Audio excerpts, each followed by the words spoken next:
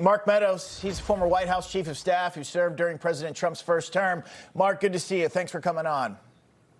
Great to be with you both. And obviously this news of Director Tulsi Gabbard making a criminal referral is a big deal.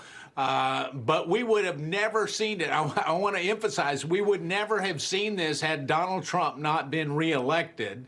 And quite frankly, with Tulsi being in this position and the tenacious reporting of a conservative reporter that actually got this news out there. No, we certainly wouldn't. So who do you think these two are, and where does this go? What would you like to see here, Mark? Yeah, so obviously the whistleblower's name is still classified, although I will say that there's been a number of reporting on who it's suggested to be. But here's the troubling thing. This dates back, honestly, when we were in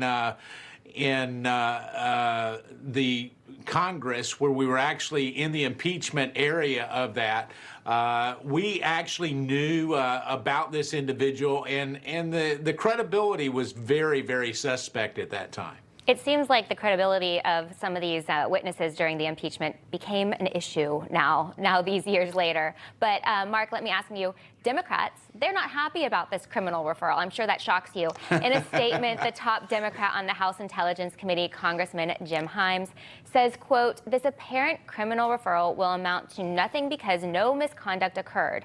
But it will do is chill future whistleblowers from coming forward to Congress with confidence that the law will protect them. I suspect that is precisely the point." Will this have any impact on future whistleblowers, to what he was saying?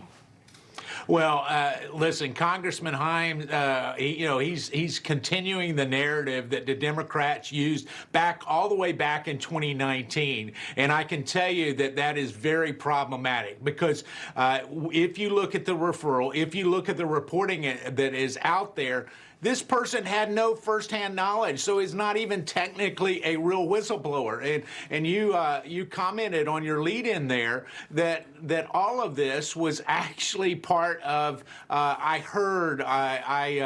been informed. Well, they're not even a whistleblower with firsthand knowledge, so I don't see it have a chilling effect. Here's what we do need to expose.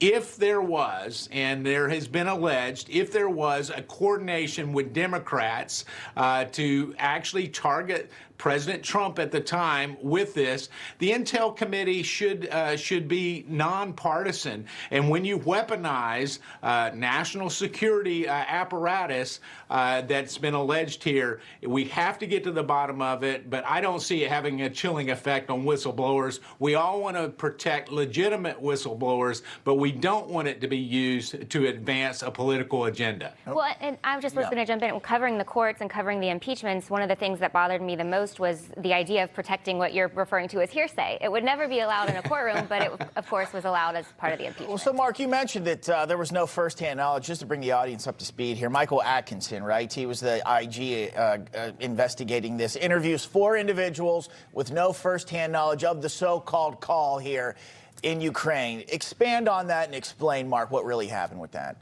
Okay, so this whistleblower actually wasn't on the call, was told about the call either second or third hand, and then purported to be a whistleblower, but they had connected. Not only were they a registered Democrat, that shouldn't be a disqualifying effort, but they had a real relationship, an ongoing relationship previously with Democrat administration, both in the Obama administration and with Joe Biden directly.